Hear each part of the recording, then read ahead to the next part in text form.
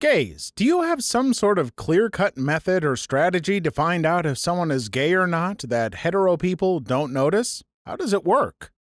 Story 1.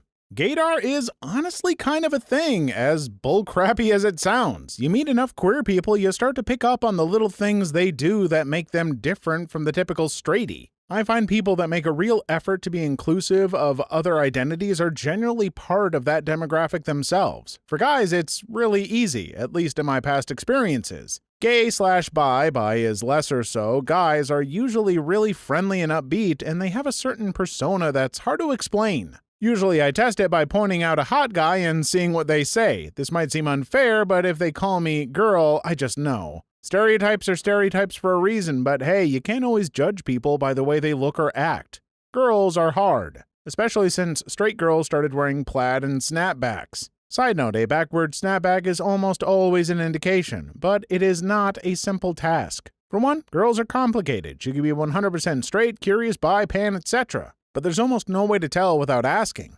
The fingernail thing is pretty valid, but fake nails are a thing. It's one thing to be able to tell, but knowing is a whole other ballpark. I remember I hung out with this chick that seemed like a textbook lesbian, and she turned out to be straight as a board. So it's pretty complicated, but it can be simplified.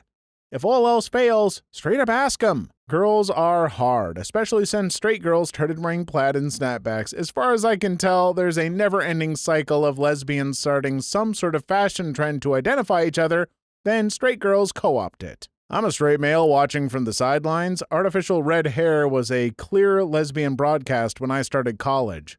By junior year, the incoming straight freshmen had started doing it, so the lesbians switched to green.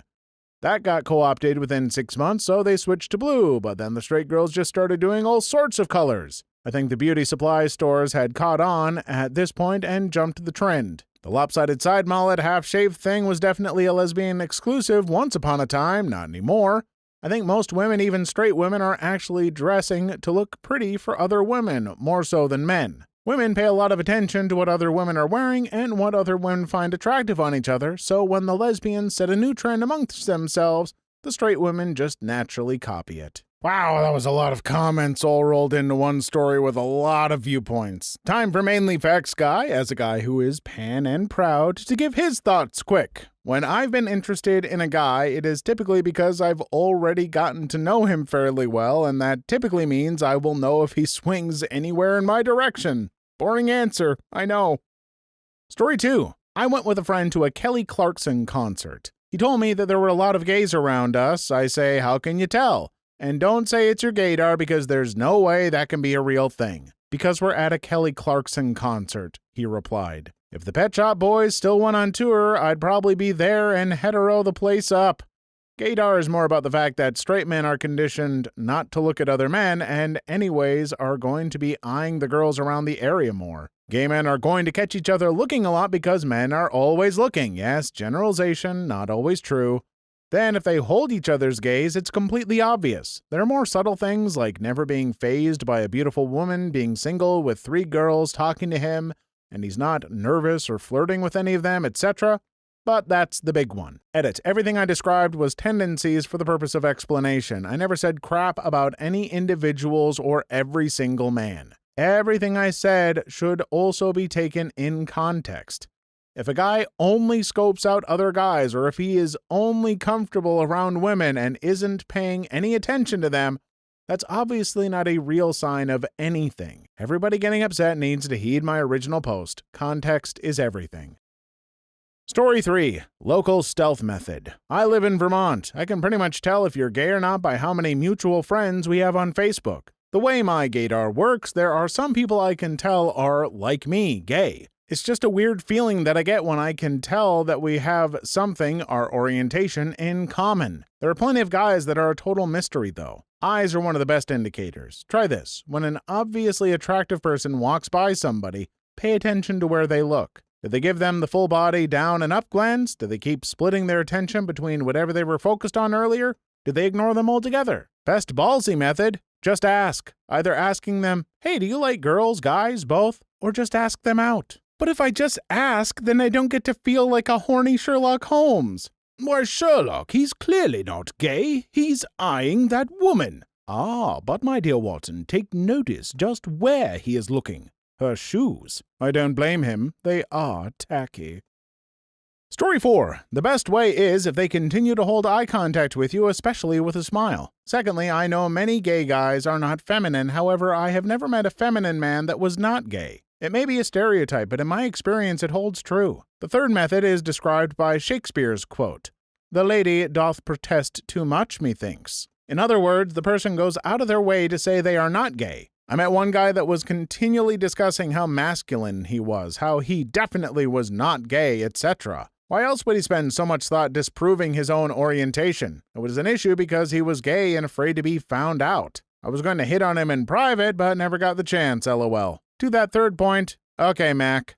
Listen, guys, I know we've never acknowledged this as a group, but Mac is gay, right? Story 5. I live in a pretty bigoted area, and most guys here would take it as a threat if you hit on them, so I use the apps, Scruff, Grindr, OkCupid, since I don't feel like getting attacked or into a fight just because I thought a guy was attractive and asked him out. As for some kind of secret signal, no, there really isn't one. I'm not attracted to stereotypical gay guys that everyone can tell is gay. So it's harder for me unless I use the apps. The only semi-indicator is a guy my age, 30s, who isn't married and who doesn't look as women as they walk by but instead looks at the guys. Even that isn't a clear indicator since he could do what I do and just pretend he's people watching.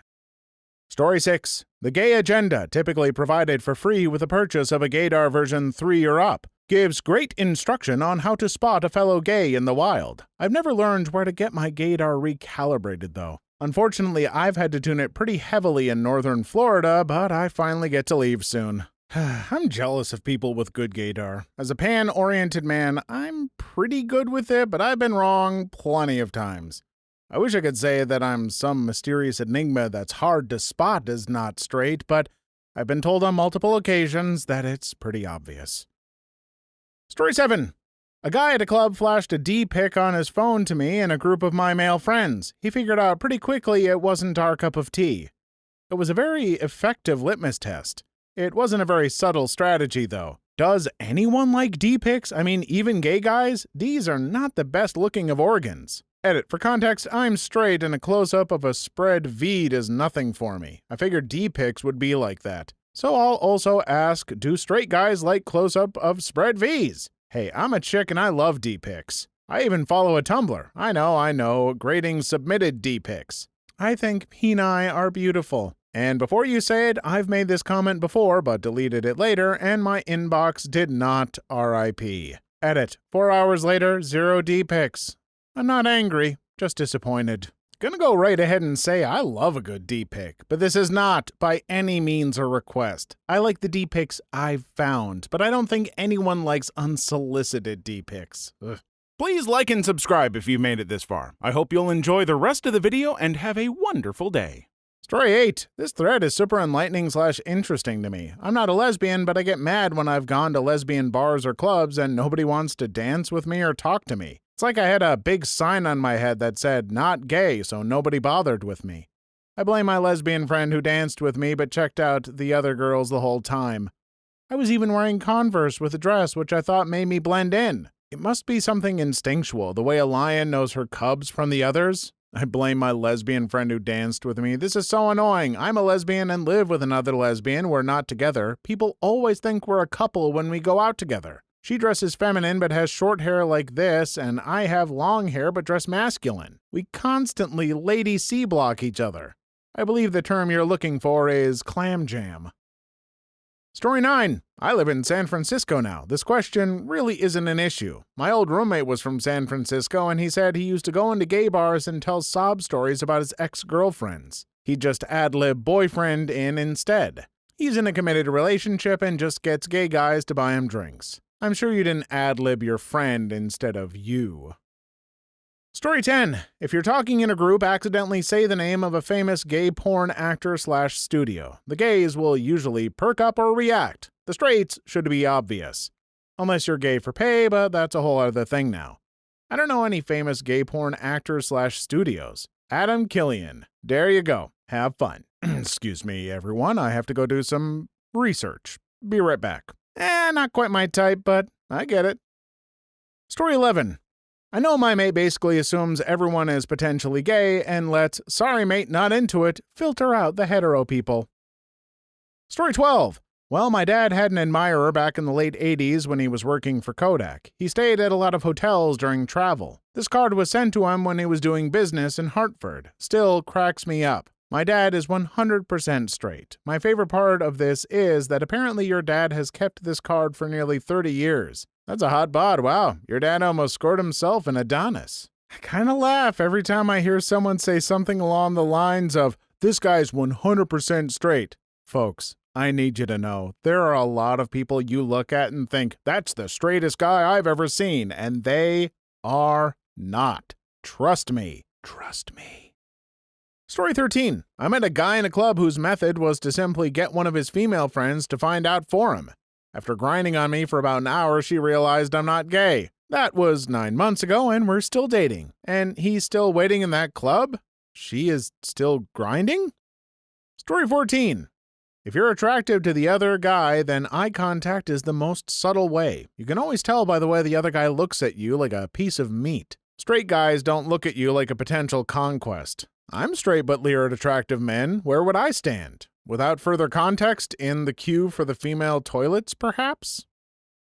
Story 15. Clang, clang, clang with the trolleys. No, wait, I just love musicals. Went, not with. What kind of monster are you?